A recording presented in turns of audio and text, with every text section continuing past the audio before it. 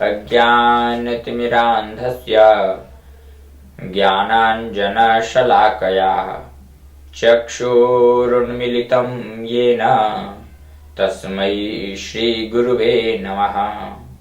नारायणं नमस्कृत्य नरं चैव नरोत्तमं देवीं सरस्वतीं व्यासं ततो जयमुदीरयेत्।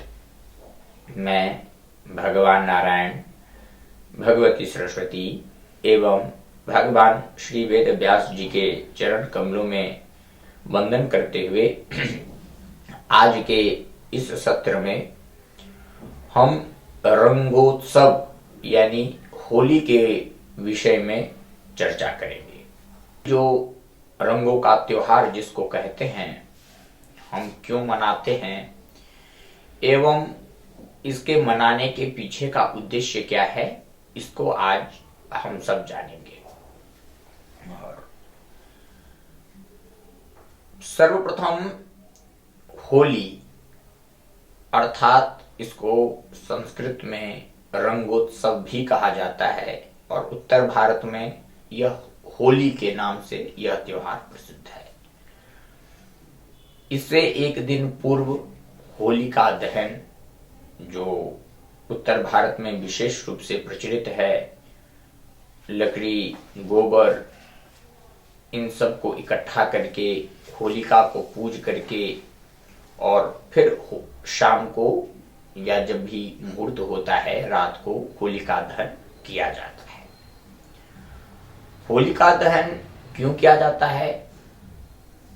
अर्थात ये असत्य पर सत्य की विजय स्वरूप यह होलिका दहन है।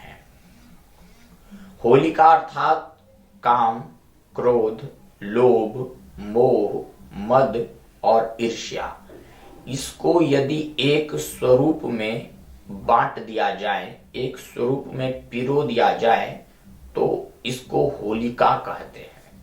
और होली से, रंगोत्सव से एक दिन पहले पूर्व संध्या को इसी षड दुर्गुणों का दहन किया जाता है। इसका प्रारंभ पूर्व काल में सतयुग के समय हिरण्यकशिपु की बहन का नाम होलिका था। जब हिरण्यकशिपु भक्त प्रहलाद पर अत्याचार करते करते थक गया और भक्त प्रहलाद का कुछ बाल भी बांका न हुआ, भक्त प्रहलाद को विष तक दे दिया गया।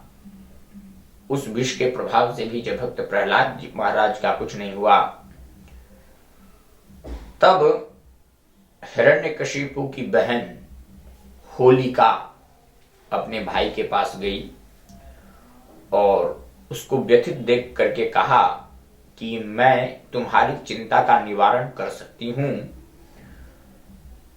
इसके लिए मुझे अग्निदेव का वरदान प्राप्त है कि उन्होंने मुझे ऐसा आशीर्वाद दे रखा है कि अग्नि मुझे जला नहीं सकती, परंतु मैं जिसको अपने गोद में लेकर के बैठ जाऊं या जिसको मैं जलाना चाहूं वो अग्नि से जल सकता है। सो यह नियम बनाया गया और उस दिन रंगोत्सव का माहौल रखा गया। और होलिका, जो भक्त प्रहलाद की बुआ लगती थी, होलिका ने प्रहलाद जी को अपनी गोद में बिठाया और कुछ विशेष चमत्कार दिखाने के उद्देश्य से सभी प्रजाजनों को इकट्ठा किया और पूर्ण अग्नि प्रज्वलित करके होलिका भक्त प्रहलाद को गोद में लेकर के अग्नि के बीच में बैठ गई।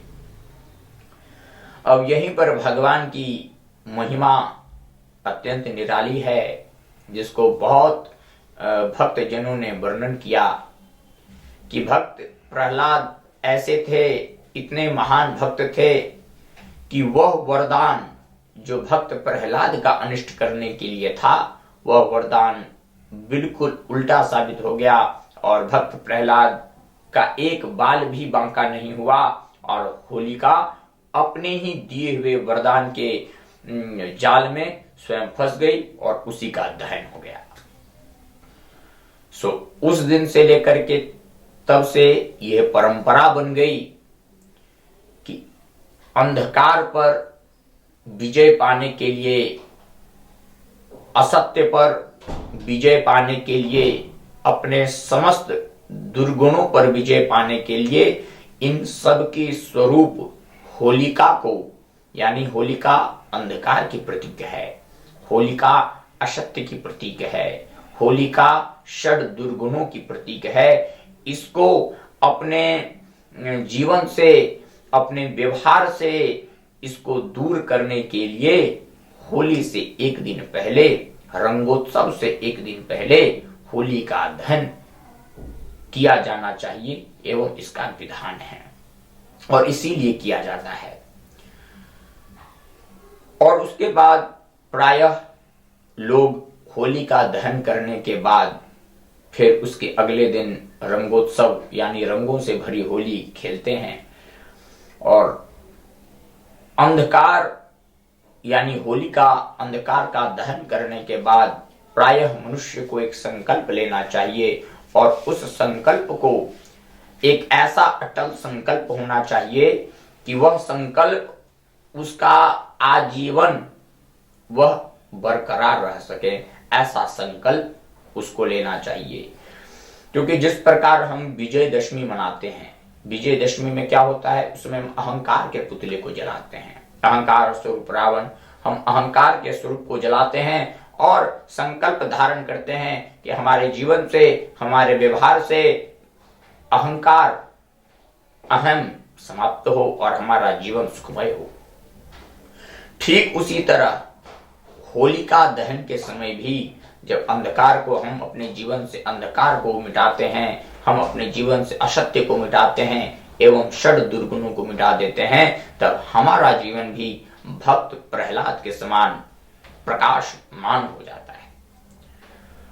और ऐसे थे हमारे भक्त प्रहलाद कि इन्हीं सब दुर्गुणों का त्याग करके जहां एक और नरसिंह भगवान से सारे ब्रह्मादि देवता थर थर थर कांप रहे थे, स्वयं लक्ष्मी जी भी उनके पास जाने का साहस नहीं कर सकी थी और नरसिंह भगवान का क्रोध शांत होने का नाम नहीं ले रहा था, तब भक्त प्रहलाद उनके सामने गए और बिल्कुल शरणागत वत्सल होकर के नरसिंह भगवान का क्रोध शांत किया। ये सब किसके प्रभाव से हुआ? क्योंकि भक्त प्रहलाद ने अपने जीवन से षड दुर्गुणों का, अंधकार का, असत्य का बिल्कुल परित्याग कर दिया था। उसी के फलस्वरूप नरसिंह भगवान का क्रोध भक्त प्रहलाद ने शांत करा दिया। इस होलिका दहन के बाद अगले दिन रंगों की होली खेलने का विधान है। जिस प्रकार से नियम कहता है, संत महापुरुष कहते हैं, होलिका दहन के उपरांत रात भर विश्राम करके प्रातः काल उठ करके अपना जो भी स्नान संध्या आदि नित्य कर्म है, नित्य नैमित्तिक कर्म है, उसको पूरा करके रंग गुलाल लेना चाहिए एवं पहले अपने घर के मंदिर में भगवान जी को लगा करके फिर मंदिर में जाना चाहिए। मंदिर में सब भगवान को अबीर गुलाल लगा करके तब अपने घर में जो वृद्ध जन हो, अपने से श्रेष्ठ हो, माता पिता गुरु ज्येष्ठ भ्राता इत्यादि सबके चरणों में रंग लगा करके उनका आशीर्वाद प्राप्त करना चाहिए एवं बदले में वो भी सिर्फ तिलक लगाएं। उसके बाद अपने मित्रों के साथ यथावत रंगों से होली खेलने का विधान है। और उसके बाद फिर कई कई स्थान पर तो इस समय जिस प्रकार मिथिलांचल में मालपुआ, खीर इत्यादि बहुत से जगहों पर अलग अलग पकवान बनाए जाते हैं, मित्रों के साथ बढ़िया होली खेलने के बाद पकवान खाएं, फिर आनंद करें। परंतु आज के समय में जो रंगोत्सव है वह बिल्कुल नियम के विपरीत बना दिया गया है। आजकल का तो ऐसा है, भांग पी करके, गांजा पी करके मस्त रहें, कोई भी आती जाती महिलाओं को किसी को रंग की, खेलने की कोई मर्यादा नहीं। आजकल तो एक नया है कि टमाटर लेना, टमाटर फेंकना, गुब्बारे में पानी मार करके, ये सब जो है, ये सब उत्सव मनाने का तरीका नहीं, ये सब उपद्रव है। और ये सब उपद्रव के बाद भी इसमें सामाजिकता नहीं है, इसमें प्रेम नहीं है, इसमें सौहार्द नहीं है। नियम कहता है रंग प्रेम से, सौहार्द से, आपसी सद्भाव बने रहें। इसलिए जीवन को सदा रंगमय रखते हुए सब आपस में एक दूसरे को अबीर गुलाल लगाते हैं।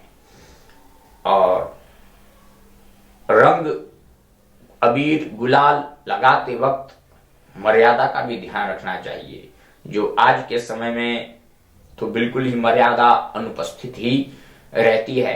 अतः मर्यादा का ध्यान में रखते हुए हमें रंगोत्सव करना चाहिए।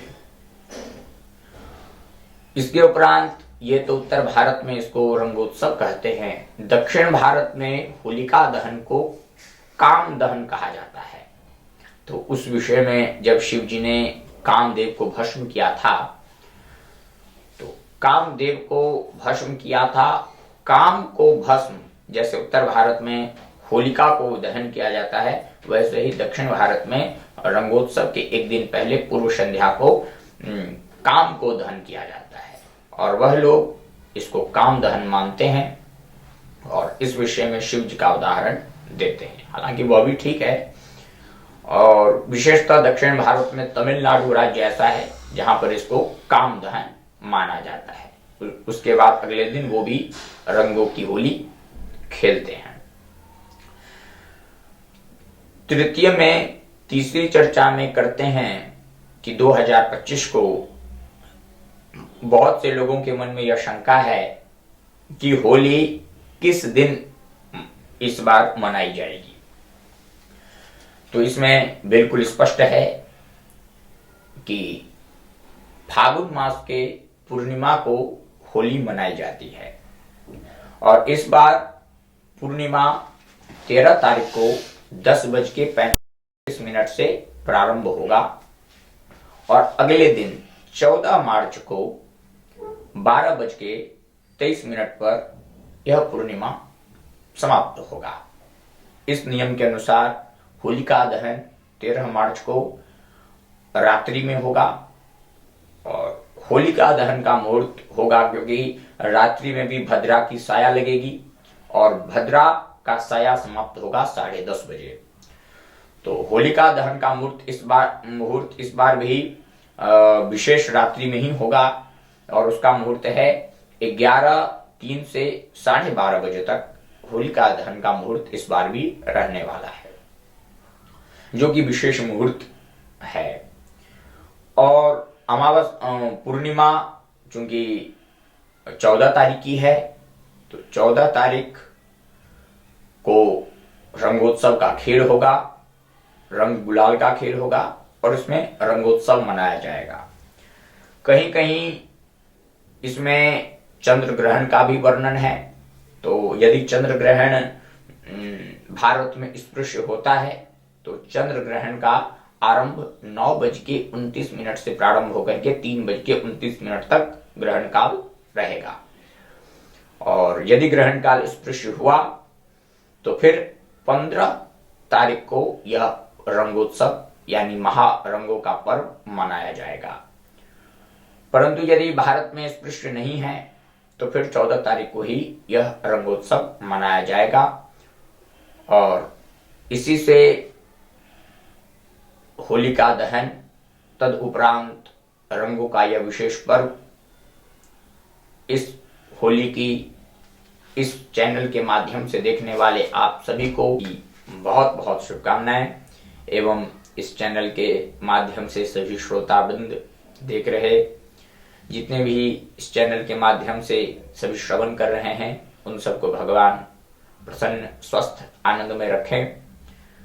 और आगे भी इसी तरह भक्ति वर्धक चर्चाओं को श्रवण करने के लिए चैनल को लाइक, सब्सक्राइब कर दें एवं फिर आगे इसी तरह हम लोग भक्ति विषयक चर्चाओं का श्रवण करते रहेंगे। जय श्री राम।